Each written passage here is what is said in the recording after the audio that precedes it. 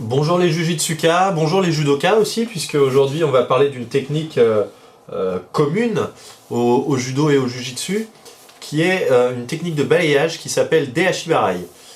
Donc, vous pouvez entendre Deashi-barai et Deashi-arai aussi, puisque vous savez en japonais, la place du mot a une importance, elle change la première lettre, en tout cas au niveau de la prononciation. Par exemple, l'exemple le plus connu, c'est Ogoshi, grande hanche, qui est un koshi waza, une technique de hanche. Avec balayage, donc barai, c'est pareil. Barai, c'est le balayage, mais normalement, c'est arai, comme dans Arai Tsurikomi Hashi. Alors, pour une raison qui m'échappe, sur le site du Kodokan, sur le YouTube du Kodokan, c'est écrit Deashi-arai. Bon, faut savoir que c'est le même mot. Arai, barai, c'est comme katame, gatame, c'est comme koshi et goshi, c'est comme kake et gake. Tout dépend de l'endroit où est situé le mot dans la phrase. Donc Deashi-barai, c'est, je vous le disais, un balayage, c'est le balayage du pied qui avance ou du pied avancé, d'accord? Bon, d'un point de vue vraiment technique, ce serait plus correct de dire du pied qui avance, puisque on va venir justement attraper, balayer ce pied, cet appui, avant qu'il ne soit complètement posé. Et c'est pour ça que Deashi-barai, comme toutes les techniques de balayage, est une technique assez difficile à maîtriser, qui demande un timing assez précis, une bonne décontraction et un sens du rythme assez pointu. Donc paradoxalement, cette technique c'était la première du Gokyo. Le Gokyo c'est la progression technique qui avait été mise en place au début du judo. Donc Deashi-barai c'était la première technique qu'on apprenait quand on commençait le judo. Pourquoi commencer le judo en apprenant une des techniques les plus difficiles, on va dire ? Eh bien pour moi, enfin j'imagine comme ça, c'est parce que c'est une technique qui est pleine de principes. Elle est vraiment, elle apporte vraiment plein de choses sur le plan des principes techniques. Justement, ce relâchement, ce timing, cette précision au niveau du placement que demande Deashi-barai fait qu'en fin de compte, même si c'est la première technique qu'on apprend, elle nous permet d'apprendre énormément de choses. Elle a été placée au tout début, je pense, parce qu'une fois que vous maîtrisez Deashi-barai, vous avez compris plein de choses dans le judo, et ça vous permet de progresser rapidement après.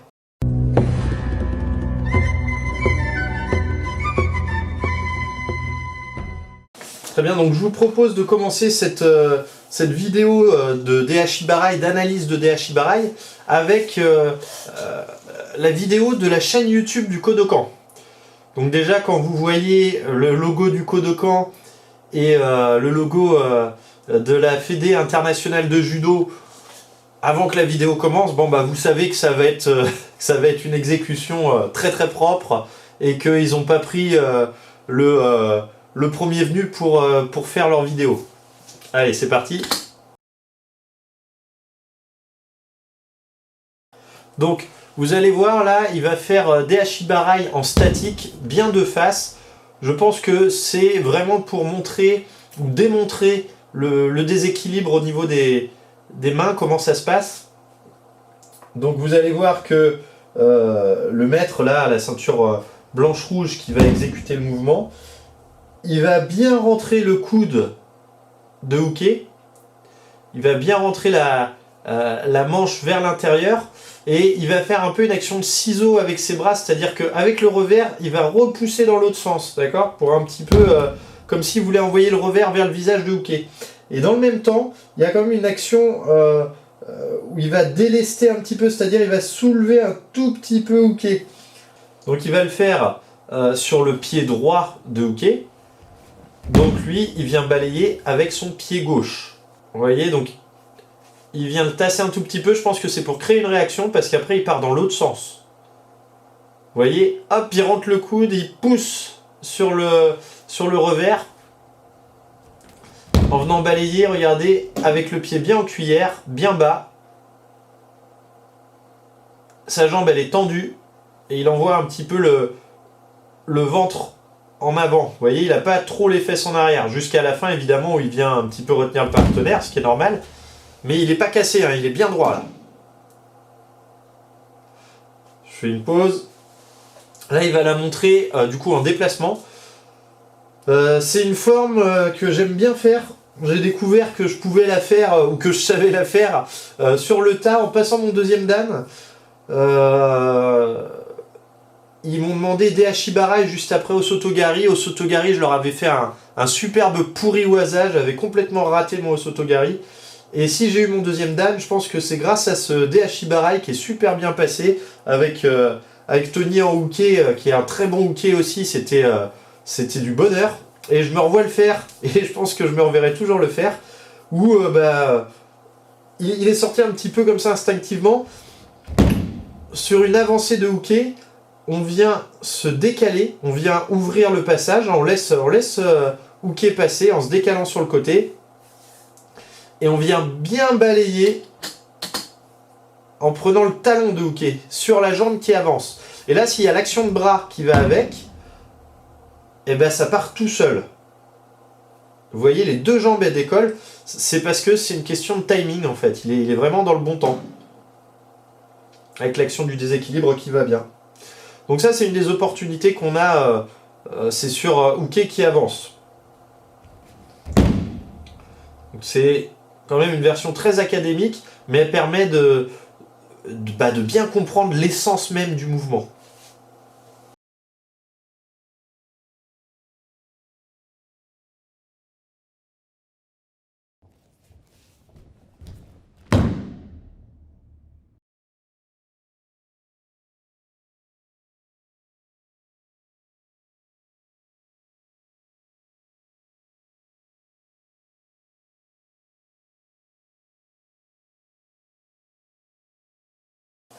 Ouais, donc je prendrai le temps de vous le raconter en vrai, ce passage de grade avec ce Hashibarai. Je faisais pas mon malin parce que j'ai passé ça dans des conditions un petit peu particulières, et j'avais Maître Lebert, 9ème dan dans le jury, et au lieu d'avoir le bon nombre de jurys en face de moi, j'en avais peut-être, je sais pas, 2 fois plus que ce qui est nécessaire. C'était tous des hauts gradés. Sur le bord, il y avait d'autres profs qui regardaient. J'avais vraiment la pression. Et après ce Sotogari raté, j'étais vraiment dans un état d'esprit particulier. Et le Hashibarai, il est passé, mais je l'avais jamais passé comme ça, quoi. Magnifique. Et je pense vraiment que si j'ai eu mon deuxième dan ce jour-là, en tout cas sur cette épreuve du V2, cette épreuve technique, c'est grâce à ce Hashibarai qui est rentré tout seul, quoi. C'est sûr que c'est pas grâce à Osotogari, en tout cas.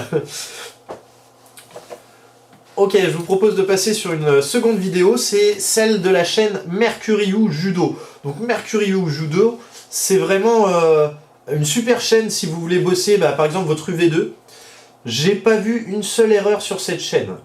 Donc moi, c'est avec celle-ci que je travaille, parce qu'il donne plusieurs possibilités de faire la technique, plusieurs opportunités.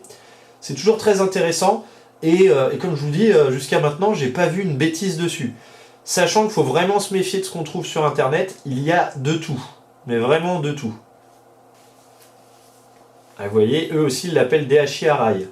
Donc vous allez voir, les techniques s'enchaînent un petit peu plus vite que sur la technique du Kodokan.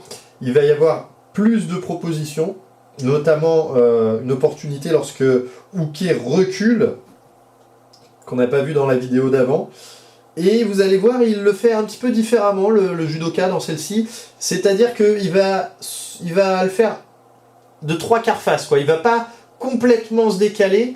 Il se décale un petit peu, hein, il laisse le passage à hooké pour faire le balayage, hein, puisque c'est le principe de la technique. Mais il part moins loin, il part moins sur le côté. Il l'a fait, ouais, un peu de 3/4. Allez, je fais lecture. Sur avancée, hop. Donc là, ça va très vite, hein. C'est difficile de voir la différence entre Kuri et Hashibarai. En reculant, il pique, il le force à avancer, et paf, il prend bien la jambe avant. Alors, ralenti. Ah, vous voyez, on est bien sur la jambe avant. Donc c'est des vieilles vidéos, la qualité est pas terrible, ça vient sûrement de VHS. Mais bon, c'est sympa quand même, ça a son charme.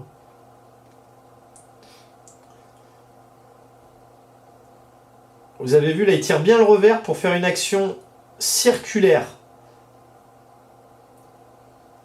Alors le judo circulaire, comme ça, quand ça tourne, je trouve ça magnifique. Vous voyez, il vient comme s'il allait faire Isaguruma en tirant sur le revers.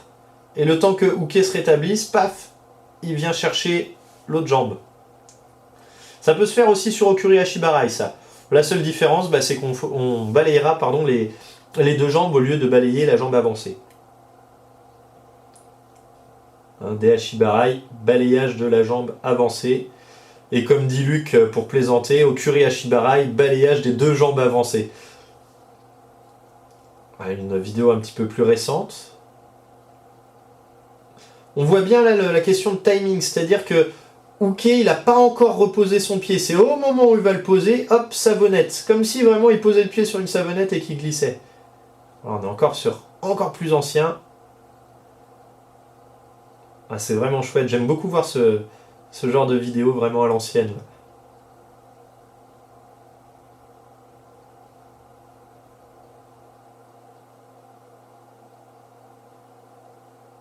Et c'est marrant, on revoit des choses qu'on a vues un peu plus tôt.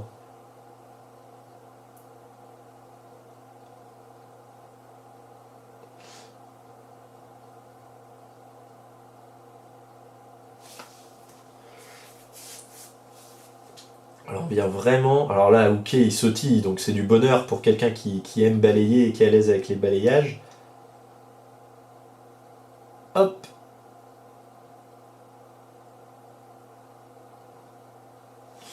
Et voilà.